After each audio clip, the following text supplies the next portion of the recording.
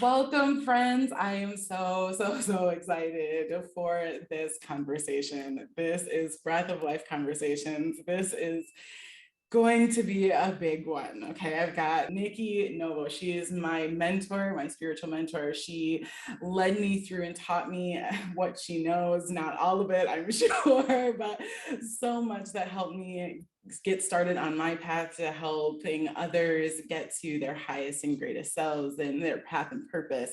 Nikki is a Cuban American best-selling author, spiritual teacher, intuitive healer who guides inquisitive souls to find clarity and purpose in all areas of their lives. So welcome, Miss Nikki Novo, to the show. Hi, Nikki. Abby, it's a pleasure. Thanks for inviting me. I love to be here with you and have this conversation. And thanks for reading my bio. I'm like, oh, I should read that thing in the morning to make myself feel good about, it's like all your accomplishments in one place, damn it. Right? So, yeah. So first off, to the watchers here, I want to put a disclaimer out. We will be talking about the show 9 Perfect Strange. There will be spoilers. So if you have not watched the show, please pause, go watch it. It's on Hulu. And check it out first. Otherwise, just know that as we go through, we're going to be revealing some things about these characters and this plot line, okay? So first, Nikki, what did you think overall after you had finished all 8 episodes? What was your first reaction? Dude, I went down this awful path of just every night by myself, in the darkness, watching the show. I don't know. I just got so hooked, but it was just funny. I wanted to say that first of all, if any of you were on the fence about watching it, I was the same way. But it was great. I mean, and the actors were great. I feel like I was absorbing a lot of the trauma. So that was a little tricky, but I thought it was wonderful. And, I think also being in this world as a healer or people that are into healing, because not only are we healers, but we're also on that path of constantly healing ourselves. Yeah. It's a good, I think it's a good example of what the healing process looks like. Definitely, obviously drama, in drama, but even without the psychedelics, there was a lot of processes that these people were going through. I think there was a lot of metaphors that is the healing process, Yes, absolutely. I found myself being simultaneously triggered at some point and then immediately laughing because something happened that was absolutely hilarious.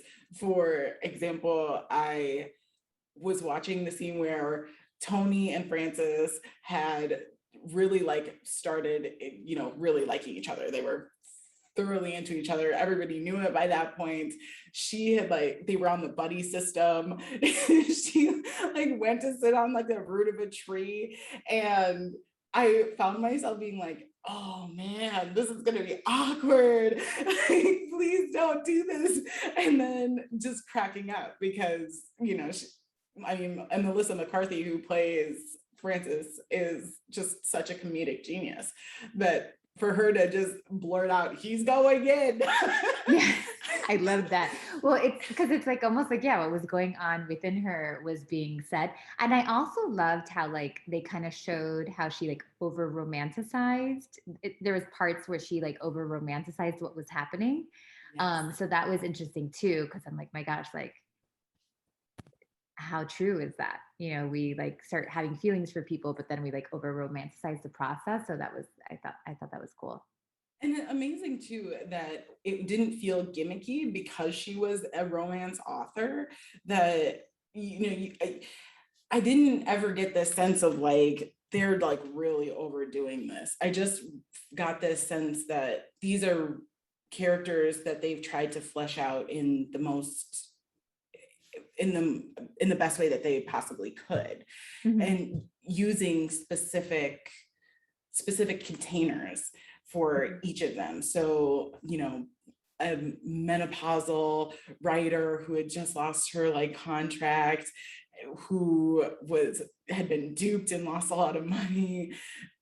That whole thing must, for so many women, be just so something that they can like very much understand, this like feeling of like, I'm not good enough. If I was good enough, then this wouldn't have happened to me. I would have love in my life right now. And I'm sure that where you kind of started in the intuitive business was more in like the dating realm. I'm sure you saw that a lot with women. Yeah, and I think also that character represented to many of us, like to women, the shame of like being ambitious, like the shame that comes with like, she wanted to put a lot into her career and she wanted to spend a lot of time, but then of course feeling like punished by society or by the drive that she like didn't have these other things in her life. Like she didn't have kids and she didn't have a marriage and all the things that like a woman is, quote unquote supposed to have. So that's what she represented to me too. Like I was like, oh, this and then to the point that like she started hating her like ambition, like almost like she didn't think it was good enough anymore. I'm sure at some point she felt good about it when she was like younger or something, but now she's like looking back, she's like, oh, I put all this work and this thing is not even good enough. Which really wasn't true because she was obviously like a successful author. So in reality, it was not true, but she was like so angry at the thing that she believed kept her from everything else. And like, isn't that true? Like it's so hard and so complicated to be a woman and have a career and have it all and all those things. I mean, I'm a mother of 3 and growing a business and have done all that, like all that work, but you sympathize with her because it's almost like, I think a lot of the characters, what they were really struggling with was presence, like almost like she couldn't be like, okay, like I spent all these years like into my work and now I have a desire for something else. But it was like almost like her past and like struggling with those past decisions that she was calling almost like wrong for following her ambition didn't allow her to call in what she wanted in like the present moment. Like she needed those 10 days or whatever to keep her like to almost like stop self-sabotaging, because it looked like she was like self-sabotaging herself before then, just keeping herself like almost like punishing herself with her work. And then when they took it away from her, she was able to fall in love or whatever. So that was, yeah, I thought that was a good choice of character, and how many, I think so many of us relate to that. And the truth is that when it comes to being a woman, I feel that like we may not, I do feel we can have it all, but I don't think we're necessarily always going to be able to have it all at the same time. And we have to honor like the season and the timing, right? So if like we had to like, I guess if she were like a client, I would be like, okay, well, like you made those decisions and that was beautiful. And like, look what you've created. And now there's a desire for love. Okay. So like, we're going to be present and we're going to like call in that love now. And we're not going to blame or look back and say like, why you don't have it is because of these decisions you made. And on the contrary, we're going to say, this desire is coming up really strong right now. And it's time for that. I remember being a young mom and fight and like really wanting it to be a time of my career. Like I remember I wrote a book after like when my first baby was like 5 months old. Like what the fuck was I doing writing a book at like, but it was just this like obsession with, I will not just be a mom. Like I am going to like make my career. Actually wrote 2, like my second child, I also wrote a book right after him. And it was really, I think it was one of the things that kind of helped me with like going into postpartum. But the truth is that like I couldn't honor that like this was the season I was in, when I had that first child. Like, okay, like I just had a child, and that doesn't mean that like the career and the business stuff is not going to happen, but really like learning to be present in the seasons that you're in and trying not to punish yourself for the past decisions you made. On the contrary, maybe looking at that was exactly how it was supposed to be. Perhaps that was your destiny. Perhaps that was the path. And it was nice to see that she kind of like stopped blaming her past and was able to be present and fall in love. Yes, absolutely. I completely agree with all of that. And I find it fascinating. You hit on a point where you were saying her ability to be present lacked. I also feel like I noticed that for all the rest of the characters too. Like in the first episode, at some point, every character said, I don't know like what I'm doing here. Why am I here? And Isn't that what all your clients say to you? Like, I don't know why I'm here, but I'm supposed to be here. You're like, yes. and I was just thinking to myself, like, none of you know what you want. So how can you, if you haven't done the work, then the work of trying to start at the very least, start the healing, right? And figure out your limiting beliefs and all of these things, right? Starting to work on those kind of root chakra problems. If you haven't even begun, how can you even like know what it is that you truly want? And I find too that because people aren't grounded, because people haven't even thought about asking the questions like, why is it that I believe that I can't have it all? Why is it that I believe that I need to have it all right now? That that's why they're stuck. They're stuck because they haven't asked the questions. They haven't even begun that journey. And so they end up asking for these really ridiculously big things that have no like boundaries on them. So you're like, okay, great, ask for $1 million, but it's all gonna disappear because you haven't been specific enough. Like it's gonna go to like your broken down car, your basement floods, or you get sick. I think about that all the time. So I think the beginning of healing is you're correct. Like almost like, you don't know why you're here. You don't know what you're asking for. You don't know what the solution is, like all that kind of stuff. So I kind of explain it like the way that I see it, or as you were talking, was kind of like, when you have like a bunch of necklaces and they all tangle up into a ball and you're like, shit, like, and you're just trying to get one necklace. And yeah, exactly. I know. I'm sure I have a ball of necklaces somewhere in a drawer. So it's kind of the same thing. It's like they show up with like the ball of necklace and they're like, I don't even know which string to pull or, what it is. And then I feel like what we see at some point throughout that is the detangling of like each of those necklaces where you're just like, because it is a web, like you get so wound up, or you get so like everything is so complicated because how we do one thing is how we do everything. So it's like you think you're coming for a problem in dating, but the same problem is showing up in your money or in your family or like wherever, in other places or in your work. So the healing process is like you and the healer basically like trying to remove those things like one by one. And then and I think, the cool thing about working with people who are healing is like you as a healer like don't really know where things are going to go either for the most part. Like you have no idea, which I think Masha, is that how they pronounce her name? Yeah, Masha. Like I kind of like that was like the sense we got from her. Like she looked like this mad genius, this mad scientist, but it looks very experimental. But the truth is like all healing is experimental in many ways because you don't know what's going to happen. Like I said something the other day. I was saying like, careful what you heal, because like you don't know if like you heal, you pull one string and then these other strings might break, like how many times have we seen somebody like heal something within them and then realize that they want to divorce their partner, and I think that that's also a reason why people don't want to heal, because they're afraid of the different like you were saying, like that root chakra foundation. Like if I start to rework that foundation, like what's going to fall, what was built on like faulty like land or whatever.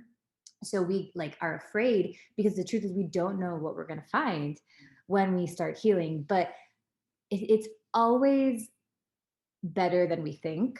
I feel like I've worked with so much to see so many people like through their healing process, myself included. And it's definitely like always worth it. And it's just, we don't know what it's going to look like. And that is why it seems experimental.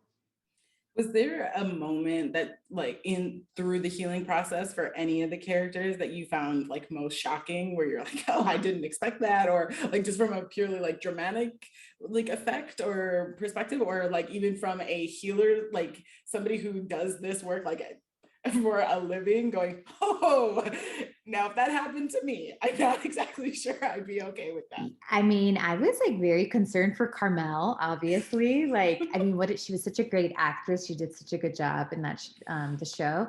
I was like, and that I think the reason I was probably like being triggered by that is, um, and maybe you relate to this, Abby, but like, you know, what am I? I'm just like a trained intuitive.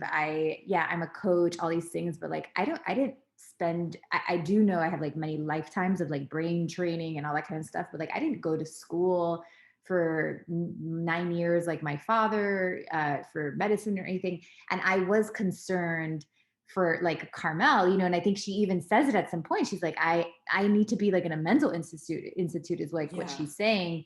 And I think every healer, if you're not going through some level of doubt with your client, like I think that which I think is what was scary about Masha. Like it almost looked like she wasn't doubting herself. I mean, sometimes, but um, like every healer goes through that process that they have a really hard case, and you start off good and you're like, you get a little win. So we saw a few wins by Carmel, we were like, oh, okay, like it looked like she was like making progress. But then it turned for the worst. You were like, oh shit, like I thought we were making progress on Carmel. And then she like literally got worse. And that is, I mean, if you've been doing this work long enough, you're going to see that. And if you've been healing also, that's the other thing. Like if you've been in your own healing process, you sometimes will see that. So I was scared because I felt like, oh my gosh, like Masha and is not, what's the word? Like, like this is beyond her scope of work, Yeah. I really felt that. And also for the mom, I have their names here just so. Heather. What was the mom's name? Heather. Heather Yeah, McConey. Mm-hmm. Yeah, at some point, like I felt that way for Heather too. And I think like, like in that point, like you do have to make, and I think that's when the Delilah, right? Like that's what she was feeling, that like she was feeling like we've gone too far. This is outside of our scope. That's what moved her to like go get some like support and help. And it's a TV show, or it's a series. So like, yeah, of course it ended up beautiful, but it could also like not in real life. Like right. Carmel is somebody, and Heather, that, we need more, like you can't just depend on one healer. I think at that point you need doctors and you need other support systems, like at that point.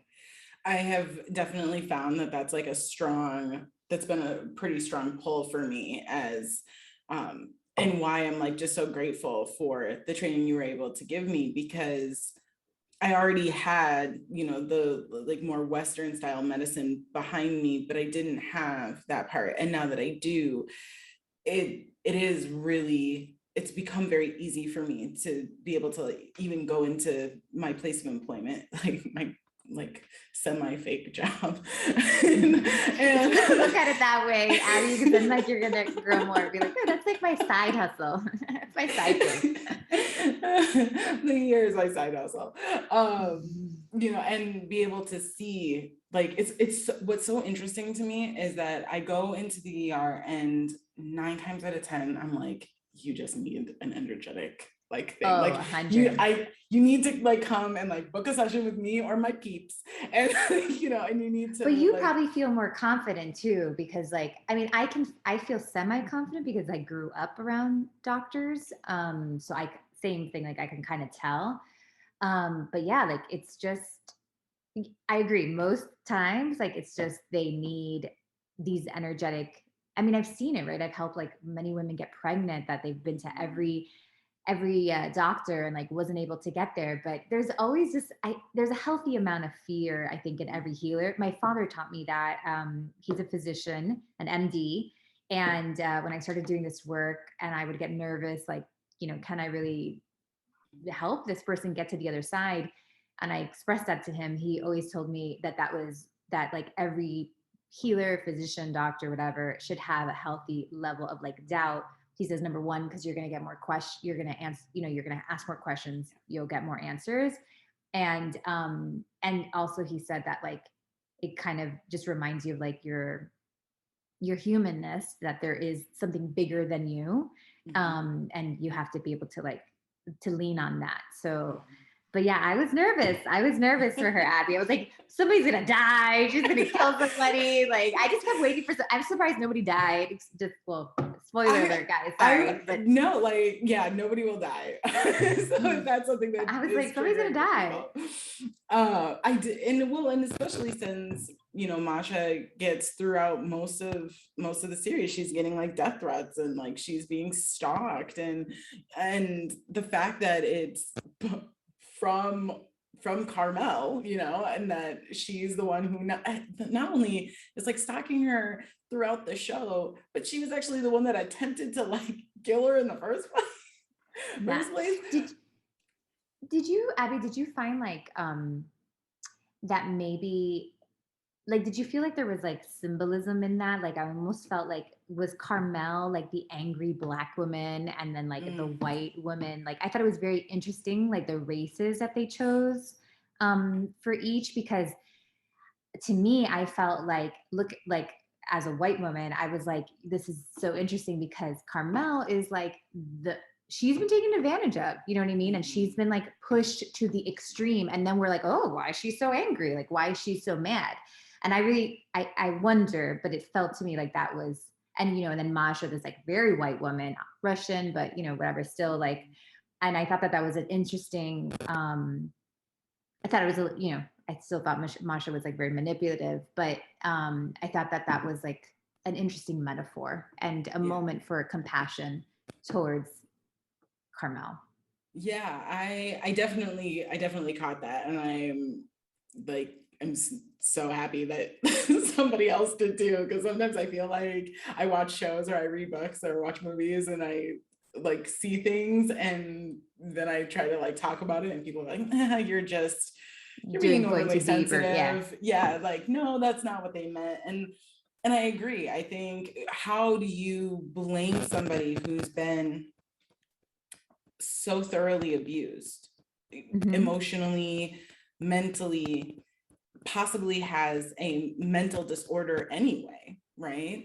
And it hasn't been taken care of, and she's been pushed into an even more extreme hypersensitive version of whatever she's going through, and still blame her for her actions.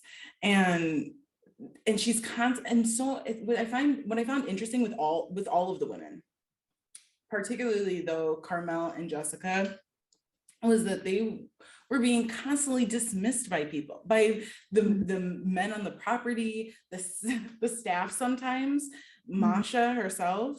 And I was like, is this just like a function of like the patriarchy, and it's just like, yeah, I think that there was a lot of symbolism. Yeah, I think that was on purpose. I mean, it just, yeah, I agree. Like Masha was like the uber white woman, like what we are afraid, like what we are afraid has been happening. Like, I felt like that's what she represented, It was interesting. Yeah. As an intuitive who has to work with clients who are at times very heavily broken, how do you, in your practice, deal with that? I mean, I know you, I know you're working for our audience members. Like, how have you found is like kind of the best way to go through that, particularly when some of your clients maybe are either like once a year people, or you might only see them in large chunks, like you see them once and then it goes a while before you see them again. How do you handle that?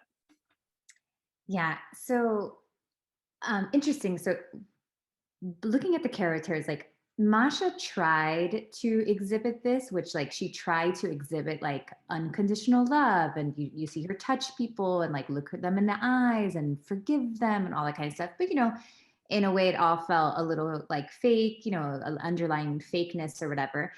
But that, but then we see that like who really healed everybody was in many ways each other. Like we saw at some point Lars Mhm. um really turn up like the unconditional love. Like I think that he was like this unsung hero towards the end, Very much and so. truly, like Abby, like that's the answer to the question. Like you don't know, as a healer, it's like you don't know if you're going to be able to help.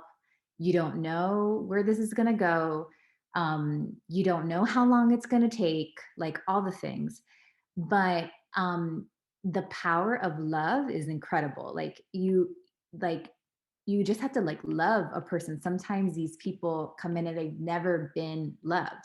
And speaking from my own experience, my husband has been through like we've been together, we're going to be married 10 years in February, and we've been together, and he's been through like this lots of trauma, and like we had this like tremendous like healing journey the last couple of years. And every time I think about like how did we do that, it's like almost in a way he's like my longest standing patient, in many ways. And I was like, He's never I had a think, reading by her, guys. yes, never had a reading. Like I always ask him, like, can I read you? But honestly, I think it's that power of love. Like I kind of always made it like, I love you for you. I don't care if we live in a cardboard box. Like I don't care what you provide, what you don't provide. Like I love you for you. And he was like, and then he did the rest of the work. Like I didn't do anything. Like he did the rest of the work. And that is obviously, I live with him, so it's easy to see that process. But then with your clients, it's the same thing. Like you'd be surprised, like really tapping in, first of all, as a healer, which is annoying about Masha, right? Like we could tell that there was so much brokenness in herself. Not to say that every healer should be 100%, because we are all a work in progress. I mean, I make that very clear with my students, Abby. I know you know that about me, that I'm always like you guys see all the wounds within me, and like the little holes within me or whatever. But there has to be like some level of like kind of being in your own work. And to me, that's really just cleaning out the heart chakra. Like if you can just clean out the heart chakra, if you can like really just tap in to that never ending like well of, and sometimes like some people are like, oh, I'm so loving, but they have no boundaries, and they're, they don't love themselves. Well, guess what? That doesn't count. Like you have to be able to like love yourself, love others. Like it's such a journey to get to that balance of the heart. And once you like, I feel like that's all you need, honestly. Like, yeah, of course, let's get all the training and have, things to do with the client, obviously, like your modalities, whatever you're doing. But it's surprising what like a healthy level of love like will do for a person. It's not about your talent, it's not about like you having the most certificates or whatever. It's honestly like that's what it is, like to let the person know that you are forever a safe home for them, that like the door is always open, that you will like love them no matter what bullshit. I mean, I've had clients like abuse me like in the sessions, and to let them know that, like, and kind of, I guess what Marsha was trying to do, doors always open. Like I will, within, obviously within boundaries or whatever, but like, it's that love. That's all it is. It's like that green chakra, well-balanced energy. Like that's what it is. Yeah, I definitely noticed her ability, particularly in the beginning, to find a way to set boundaries while still maintaining this level of like, you can come to me and I'm going to try to give you your freedom. I thought that was interesting, the setup of each day, that one of them had a session with Masha supposed to be every day, and then the rest of the time was either free time where they were doing what they wanted, or there was like scheduled programming, which was some, like, we'll have to talk about that too, of like the different like activities that they got to participate in. But and the thing that comes to my mind as I'm saying this is when they're digging their, I immediately, there was like, they're digging graves. And then she's like, once you finish digging your ditch, I was like, ditch, that's not a ditch. And they were laying in it, and Frances had her like little freak out moment, and she just bends down and says, this isn't about you. But she says it in a way that's not super condescending. It didn't feel like that to me, and maybe others will disagree with me on that, but I feel like that's how I would have said it if I were in Masha's situation, of like, understand, like, yes, I'm here for you. Yes, I'm here for your healing, and I'm going to pay attention to you, but I also need you to understand you're not the only one in these ditches. So yeah, and kind of like pushing the narcissism like out of her, you know, in a way. Because the truth is, like, most of the time we show up in our healing, you know, in that very narcissistic place. I'm the only one, and also thinking that our healing is just for us. And that moment is like very, you know, it's very symbolic of like, you know, perfect examples like an addict that's like, oh, but you know, I've been through so much. I don't, you know, afraid of healing. And then they don't realize like, no, like, but your healing is not just about you. Like, you need to heal yourself, because there's all this web that you're part of, like in your family, that needs you to get there, because that releases everybody else. Or if you want to look at like ancestral lineage, like, your healing is not just your own healing, it's the healing of like the whole lineage and all that kind of stuff. So I think from a even more like symbolic or metaphorical place, like that moment reminded me of like, you know, we think that when we're deciding whether I'm going to heal or not, it's not that big of a deal if I decide not to do it, because it's only affecting me. I'm the only one suffering. And it's like, no, you are part of a web that is affecting other people, affecting the collective. Do you think that lack of awareness for so many of the characters is really like the linchpin for so many of them? I mean, I think about like Heather, for example, her like standing on that cliff because she just was like, man, okay, Yeah, that was let's just see what happens. It's like, I got the sense that like she wasn't even like aware necessarily of her plan, just that she was like, I'm just going to take and put one foot in front of the other, and I'm just happening to feel a certain way, and I'm not going to take control of it. I'm just going to let it happen. And here I am now finding myself on the edge of a cliff and somebody shouting my name. I mean, I think that was like such a perfect example of depression, you know, like, and those kind of, even the brother who comes back, you know, like as a spirit or whatever, like explaining suicide as like, because I've definitely experienced that with the souls that I've actually connected with a lot of, you'd be surprised how many people come to connect with a soul that has committed suicide. So I see that often.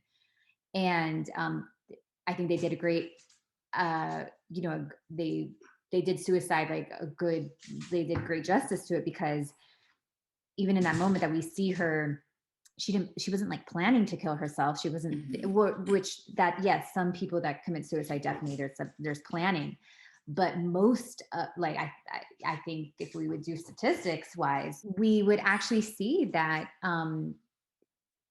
you know, that like it's not planned, but you're so disconnected from your body. You're so Heather gave me the impression that like she was out of her body. Like there was no embodiment. She was completely like what we would call ungrounded, total disconnection because of the trauma that she had been through, obviously, like not wanting to feel. And that disconnection from your body causes like that depression. And like, you don't mean to kill yourself. Like, you don't mean to sit at the, like if you were in your quote unquote right mind, you would not sit at the edge of the cliff. But, you know, that disembodiment does that to you. Like you don't, you forget how if you're not connected to your body, you forget how fragile the human experience is. Like you forget how fragile the body is. And that's like what, I mean, I felt for her. That was obviously as a mom, the whole storyline of her and Masha with the dog is like very, very hard. But, you know, I think at some point, like they, you know, she's basically like afraid to go into her body, basically, to see what was there. There are just so many mothers in the show, and I found that fascinating that each of them had a weird take, or I shouldn't say a weird take, a different take on motherhood, right? Like Carmel was so focused on, she had living children, and she was so focused on, like, you had to acknowledge that she was their mother. And then you had Heather, who had lost one child, had an alive child, but couldn't separate out the fact that, like, yeah, while her son is no longer with them, she still has another child to mother, which they were not which they weren't mothering, and then you had, oh my gosh, why am I blanking on the third one? Masha, who had lost her child, didn't have any more children, and never spoke of it, and then actually, I believe she says this in the show too, of she's like, when I was a mother to her, when I mothered her, that was the most unselfish I had ever been. And I found it almost odd, because I was like, but you're still a mother though. Like, even though your child is gone, you're still a mother. So it was interesting that all three of these women had very different experiences of motherhood, but they all felt a lack of motherhood. It was weird, and it almost felt like they were so tied to the idea of motherhood as like a piece of their identity, that because of this sense of loss, they couldn't find themselves as a soul in, you know, living in their experience, and that was just a piece of who they were. I'm interested to hear your thoughts on that, being as you are a mother. Yeah, I mean, I think in general, we definitely saw them all acting out like a kind of like their survival skills, almost like, you know, in order for Masha to get over what happened, she had to say like, oh, that time is over. You know, in order to get through the trauma of like her family breaking up, like Carmel had to say like, those are my kids. Like it was very survival, you know, based, the way that they were reacting to like their place as a mother. But, you know, in general, which is just something, you know, we still see, but you know, it was just like the lack of understanding the spiritual importance of being a mother, or what it means spiritually, like when you give birth to a soul, and like what really is the role, you know, like what, and I think in many ways, like looking at three different mothers and realizing like just how much pressure there is in being a mother, being a woman, all that kind of stuff. Like they were playing out like almost like, and then we also see why am I forgetting Frances kind of being like, I was never a mother, like something like that. So it was just so funny how it's like, this is, you just can't get it right, you know, like you just can't you can't get it right. So yeah, like again, a lack of like presence, a lack of gratitude, you know, like poor Zoe, we see her like caring for her parents almost, but and then there's a moment that she's like, I need help, you know, like she's like, I can't keep taking care of you assholes, like I need help, you know. So yeah, and a lack of just their own self-mothering, really. All of the women were missing, like this I felt very strongly the divine feminine and the divine masculine warring within each of the characters. And then they even had, like, I think it was the third episode, they actually called it Earth Day, and they actually like split it up, and they were like, guys go this way, girls go this way. And I was like, what? And you know, I wonder if everybody was tripping like while writing the like, were they all tripping while writing the script? Right. And I just thought, I don't, you know, you teach so beautifully the differences between the divine feminine and divine masculine, and I've learned so much about it from you, and particularly because within myself, you know, it's been so unbalanced for so much of my life that like watching this like very almost like extreme separation, and then Masha being like, oh yeah, that was my plan all along. I was like, bullshit, it was. That wasn't your plan that they kill your goat. Oh my God, that scene, that was so, and what a good twist when it wasn't who you thought it wasn't killed. yeah, it wasn't Tony. I felt like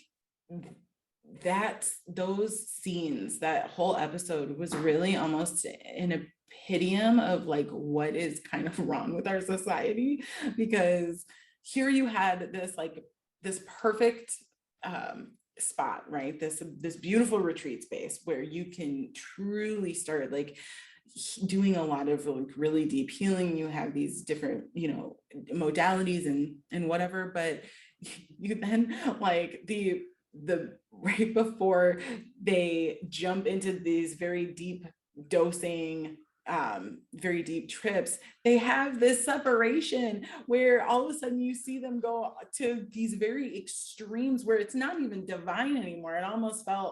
It felt odd. Like you had these women sitting in a pool where they should have been super present. They should have been guided towards presence. And there it was like Frances even straight up was like, I'm just like taking mental notes here for my next book. Yeah, she was a good example of like speaking out like what happens in your mind when you think you're being present and you're not. Yes.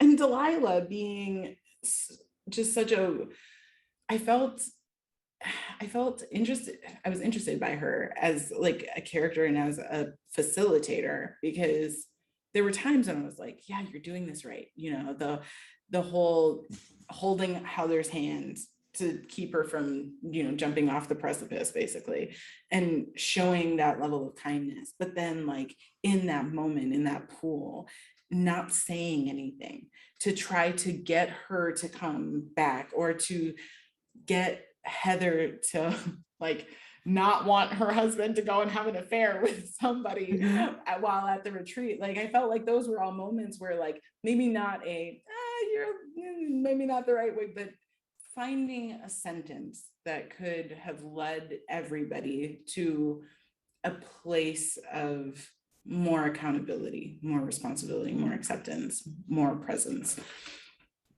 I think that all plays into Masha setting up a system where like she's the spiritual guru, and nobody can like if there's any healing going on, it's because she's initiating it, because like she's like making it happen. And the people that worked for her, as we see her actually manipulate Delilah at some point, like kind of use Delilah's own trauma and healing as a way for her to like, you know, kind of follow the cult leader at that point.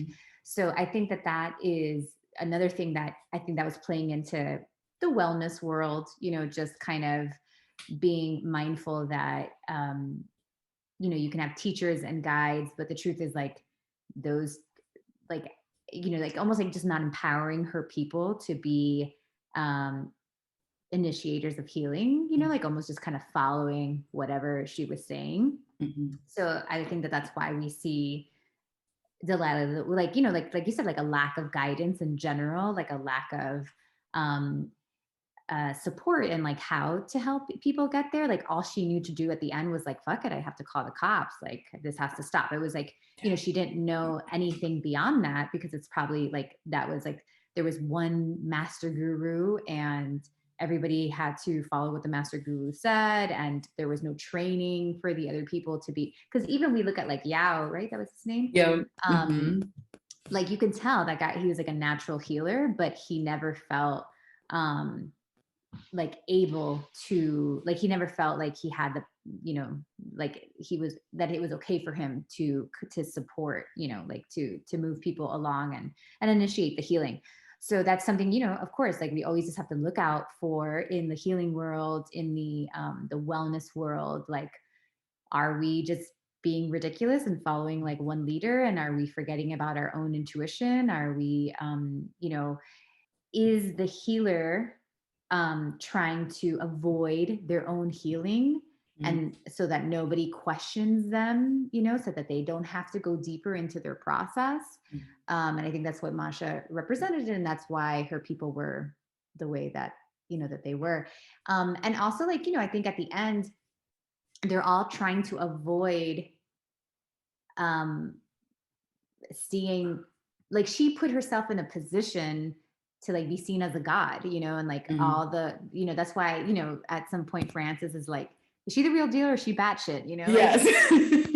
such a good, such a good scene. She was so I funny. love that too because her face is full of needles or the Yeah, action. yeah. She's like, you know, and then you see everybody like, oh, she's the real deal, like, you know, like little robots. So I think that's just a general fear that all of us have, when we find a teacher or when we go into, and I mean, I was super triggered by the way Masha, because like as somebody who is a teacher, you know, I'm like, oh, like, you know, I'm like humbled to a fault many times, but you know, just always being like, oh God, like that's the opposite of what I want to be. And it's so easy to get there. It's so easy to, I mean, how many people do we know there's people out there that are like that? And it's just hard for me to what are see your that. thoughts on the archetype or the concept of the wounded healer? The I mean, we this is a concept that is pretty well known within our community as healers and intuitives, and I get the sense that sometimes the people who are outside of our community or like in outside of it as in like haven't like really kind of like stepped in and to understand it, right, get this get the idea wrong that you know that there's this way to be wounded and still like do this great healing on others and all as if they're not doing their own healing, right? Like I get this that some people think, oh, they're wounded and they're healing and they're not working on their own healing to try to fix their woundedness if they, you know, but that's not the way that I see that ever. I always see that like healing should be done by all of us all the time.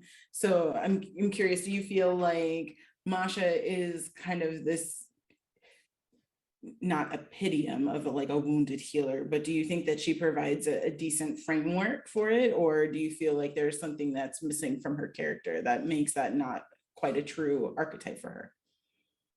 Yeah, I mean, no. Definitely, like we definitely see the wounded healer. She's just at a certain level of, um, and this could be like my own shadow or whatever. Like this probably says more about me than anything. But like to me, I was like, my gosh, you're at a level of success, and there are still like there are pretty basic things that you haven't found humility. Like there's basic things that you haven't worked through yet you've put yourself in this position, and that's like one of my own personal fears. And it's like a very interesting kind of like awareness that I'm having right now, that like, you know, I limit in many ways the amount of people I work with, because like I try to do watch myself, you know, like make sure that like I don't get to a place where my woundedness is at the same level of the person. Like I need to be a little Mm, ahead.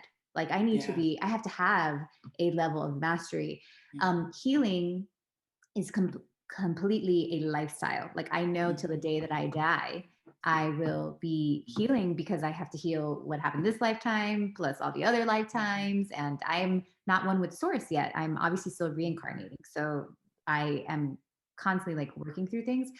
I think that the most important thing is just, and also the truth is like the wounded healer is the best healer, because, you know, they have to have, you know, Masha, like she's Russian, so she's kind of funny with like her level of like, you know, expression and empathy, but Mm, she has been through the things that these people have been through, which is like what makes her a good guide, you know, and like she may have a little bit of armor every once in a while, but I mean, she's a good guide to follow. It's just that the tricky thing is like the level of like godness or whatever.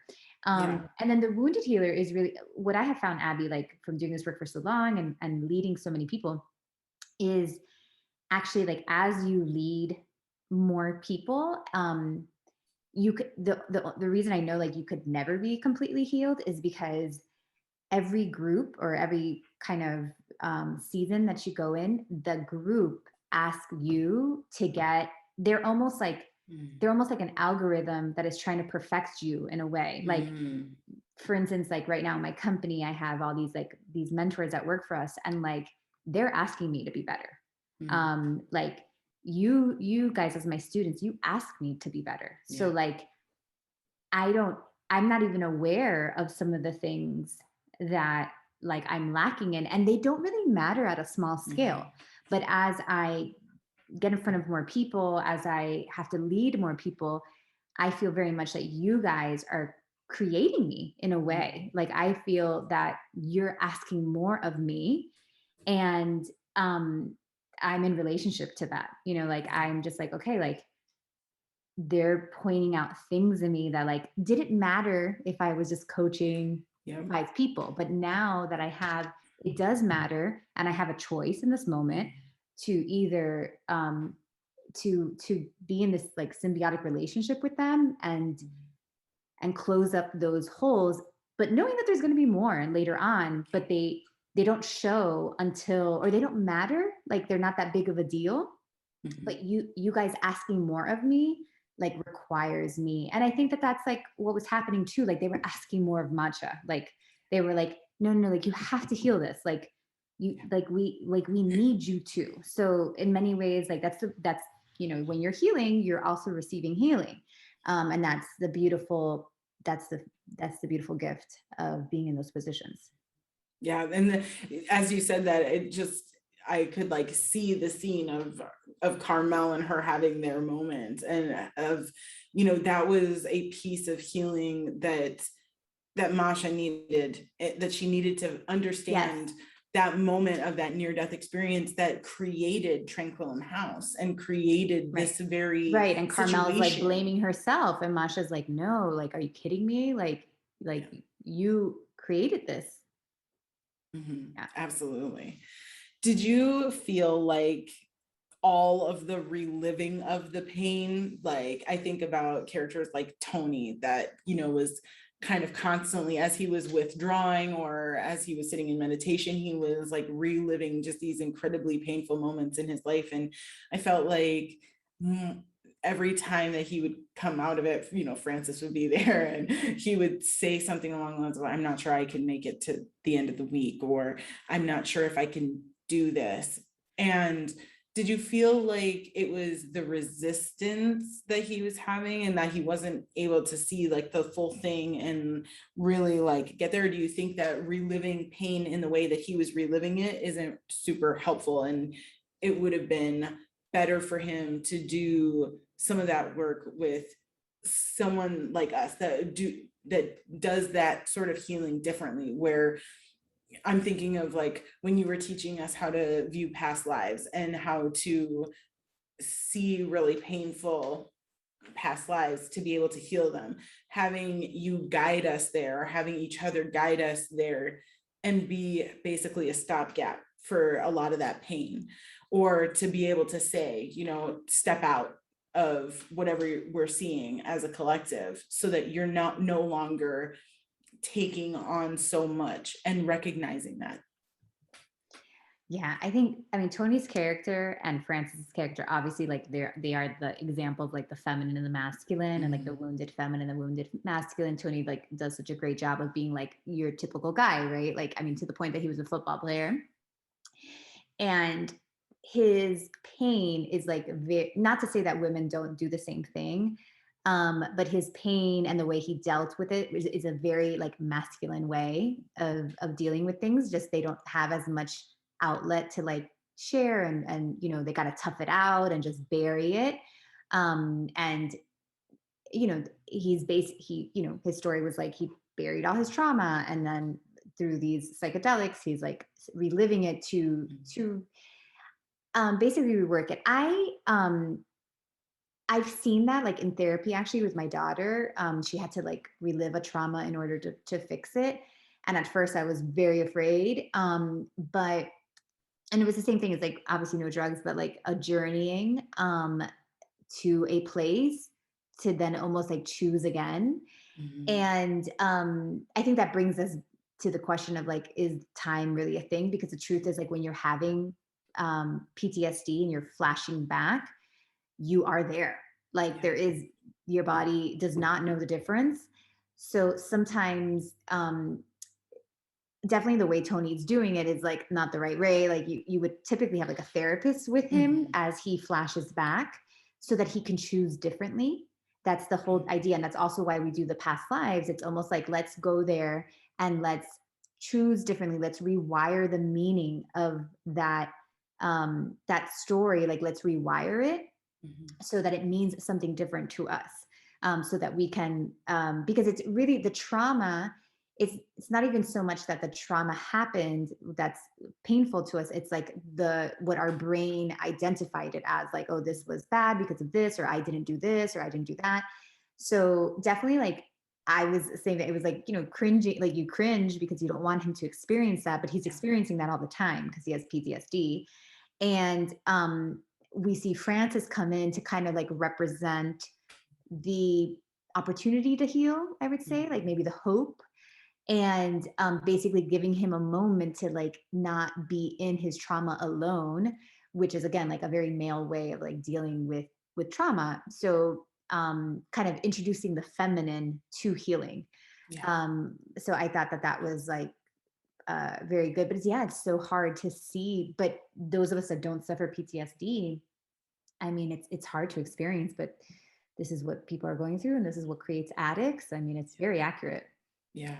I definitely noticed this like lack of feeling that like when those scenes would occur, it felt like it was very much just like I'm seeing it and I am recognizing the like what the aftermath was from that in a way. And having a brother who has PTSD, I very much like agree with you 100% that of like seeing how that functions. And it was weird seeing it in like a cinematic view because Mhm. I was like, when I'm in the room and my brother is like having like a moment, I'm like, I can feel that and I can feel that from him. So I know he's feeling it. And it almost felt like the reason for Francis's character is so that To pull we him forward. remember we have to feel what he is Mhm. feeling because there isn't a way to truly like represent that on screen, but we Mhm. always associate women with feeling and emotion. And so as soon Mhm. as she walks in, as soon as she swoops in, all of a Like she sudden could we're like, tell, like she's like, I feel, and she's like almost reminding him, right, that there's like, and yes, like basically like you would want to take in all the journeyings that we do intuitively, or even if you're doing psychedelics, you want to be able to pull people out of some of those traumatic scenes. Like you need somebody there. In a way, Francis, snaps him out of it. And the idea was hopefully that he would like rewire it at that point or whatever. But she's like trying to, she doesn't know she's doing that as her character. But the idea of like, yeah, like just needing somebody to pull you out of those traumatic experiences, no matter how they're coming up, even if you yeah. induce them to like happen. Yeah. Do you think that there are different levels of like quote damage? And damage is, I know the like really wrong way to like talk about people's problems, but like I so the reason why I asked this is as I was watching it, I just kept catching myself thinking, well, like Ben's not that screwed up. Hmm. Like he says, I won $22 million and like now I'm just sad that I don't have a job. Well, go get a job. I had a moment where I was like, go get a job, man. And then I thought, no, Abigail, no. Yeah, well, Everybody, as a healer, you feel that way all the time. You're yeah, like, oh my gosh, you should have heard the girl that I just talked to before. Like she had real problems. and then I was like, no comparative suffering, just like everybody's Yeah, stuff is their own stuff and it's all valid, right? yeah, But yeah. I mean, as a human, and as like a immigrant child, and I'm a super hard worker, and like, all that, like I'm like tough as nails, type of shit. So yeah, as a human, I'm like, oh my God, like come on. And like, like you don't even know. But as a healer, and like as a, just like a servant to the light, I do remember that it doesn't matter, like it I guess that word you use, like comparative suffering, like it's like, you know, even that person that I'm telling you that like basically like created this cancer, like her suffering was like, come on, you know, like you're like, please. And, but it doesn't matter to the point that like, look how like it created this cancer like within Yeah. her, you know. So we create our suffering. That's the, you know, none of us want to hear that. Mhm. um but and then you hear people who have been through like super horrible things, and it just kind of, you know, and PTSD is like exactly that, right? Like, and presence, like, which is like kind of the theme Mhm. of the story. Like, unfortunately, like the energetic, like those traumas that get stuck in the energetic body and then like start making you repeat it over and over again, like it really robs you of realizing that like life is beautiful. So in a way, like the lottery, he's so insignificant that I'm forgetting his freaking name. What was his name? Ben. Ben, you see, like, I'm like, yeah, I didn't even remember him. No, but he was a Yeah. great character too. Ben, like, it doesn't matter because he was just on a loop. He was on this loop of like, I won this money, I stopped working, like, didn't really matter. Like, it was like, it was his own personal loop, and it was like making life miserable. And he was choosing to suffer, you know, which is like not what any of us want to hear, but it's that loop. Yeah. And the truth is like, we're choosing, but also many of us we just don't know how to get out of it. Mhm. Yes, absolutely. I found it interesting when he, and so many of the characters did this, but they were choosing to stay in the space that they found incredibly bad for them, very unhappy.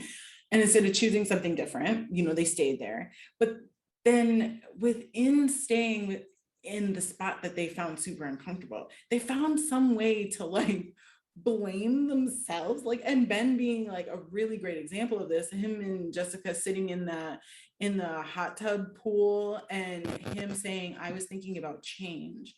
That you know, people will say that they want change but really they want something different. You're unhappy where you are and I'm the common denominator. So maybe it's not the money, maybe it's not the cars, maybe it's not the house, maybe Right. you're He's like, unhappy I'm the with problem. me. And it's like, hold on, wait. And she says, she's like, no, that's not at all my, like, I'm sure that part of me wish that she had further elaborated and said, my body dysmorphia, my like whatever She's isn't about unaware. you. I personally feel like you don't love me, you know, but she Hmm. didn't. She was just like, no, that's not true at all. And, you know, like any dude, he was like, okay, Okay. Yeah. Good. yeah, we're good. Keep this to myself. Yeah, I think that's just, I mean, they're a good example of like codependency, you know, how like almost like we don't see ourselves as like, you know, we're only seeing like the or not codependency, but like the need to be in partnership to have these mirrors. Like they can only see their fucked upness because they have this partner that's like mirroring to them and being, you know, like in a way, which is why we're these species that we need each other. Like we need communities and we need like relationships and all that kind of stuff, because like we usually have like other people are like little screens for us and little projections where we can actually see the movie of what's happening to us. So it's like they were both so unaware of their insides, and like, you know, or mainly Ben too, right? It's almost like he could only like, it took him a while to be like, oh, like what this person's showing me is actually the problem that's within me, you know. So, or what Yes. he's, yeah, like it's like, and he just, we don't know how to get the information from within ourselves Yeah. most of the time.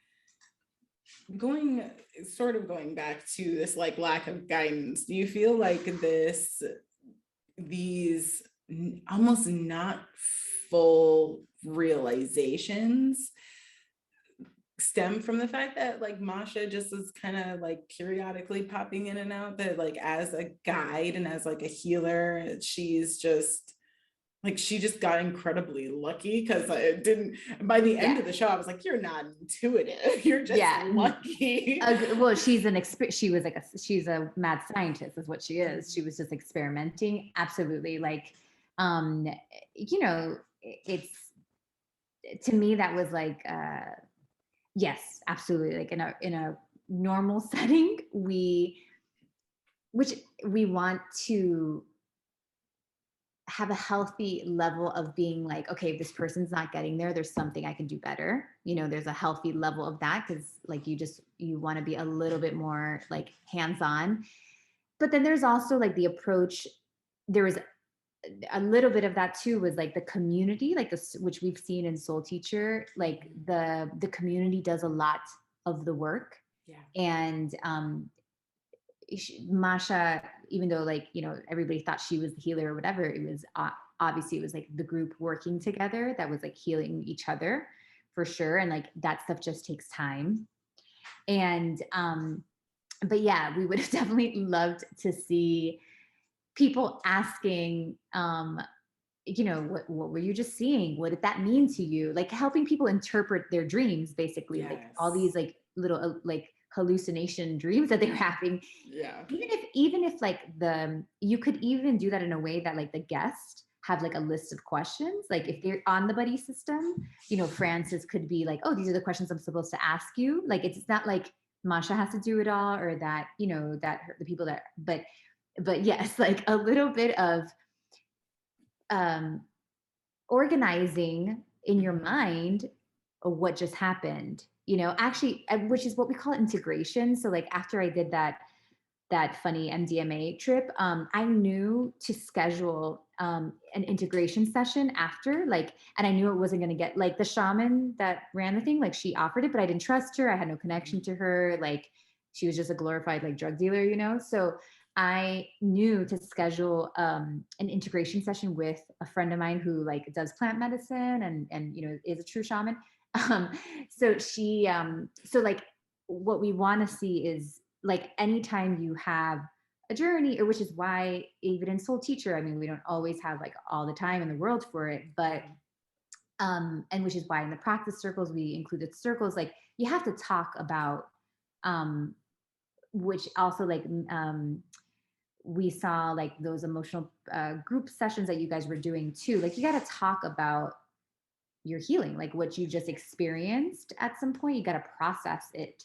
The integration process of the aha moment. Like you have these aha moments, you have these cool experiences, blah, blah, blah, but you have to be able to organize them in your mind. Yes. Yeah. The ability to understand and ground then allows you, yes, then allows you to transmute whatever is going on that you need to deal with.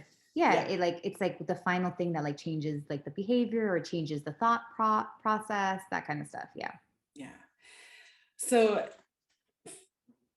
getting to the end of this here, the weirdest scenes in my mind is that almost final scene of or I guess I shouldn't say scene, I should say like the last little bit of probably the last 10 minutes of the last episode, where you see most of the characters apart from the Malconis who are off like trying to find Zach on their weird journey, but you see the rest of them all believing that the building's on fire, they're trapped, they get out, they realize they're not about to die, but they've all made these quote revelations, which some of them are profound, some of them weren't, no big deal, it mattered to them.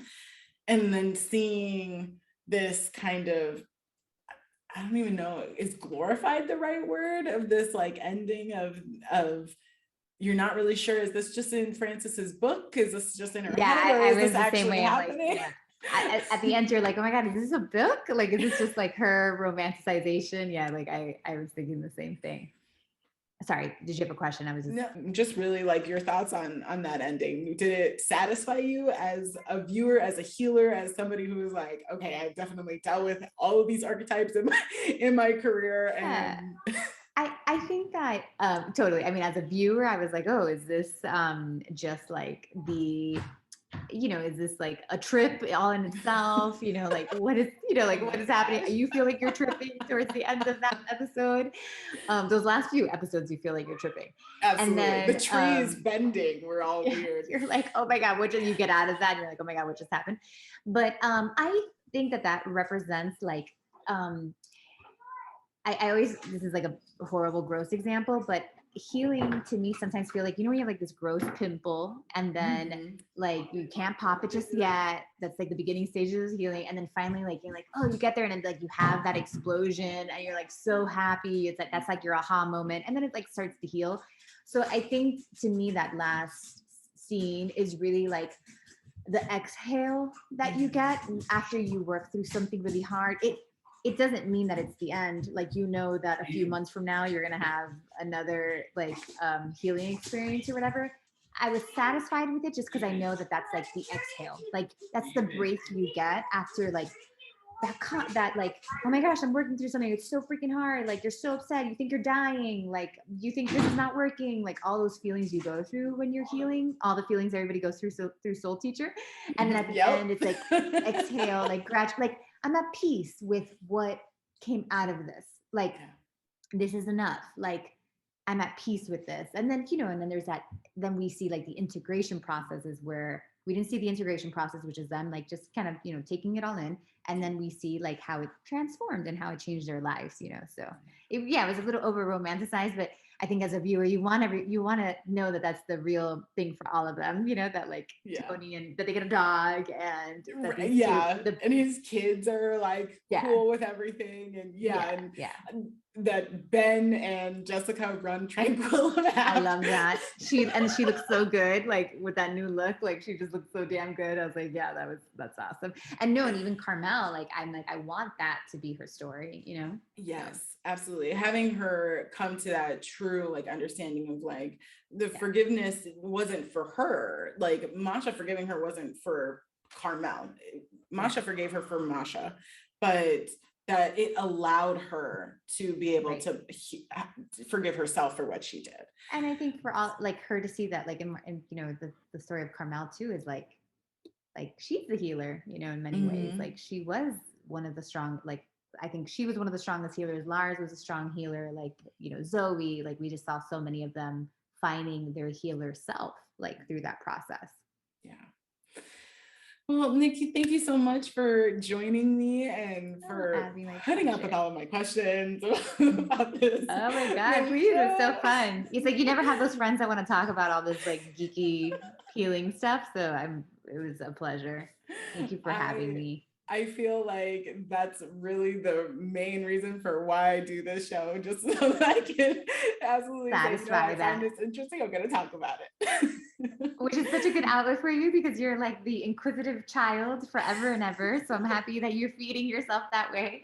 I love you deeply and I'm proud of everything that you're doing. And I'm super grateful that you're in this world and that you're having these conversations. And I just look forward to all like the awakening that you continue to create. And it's been a pleasure. I'm happy to spend this time with you. So thank you. Thank you so much.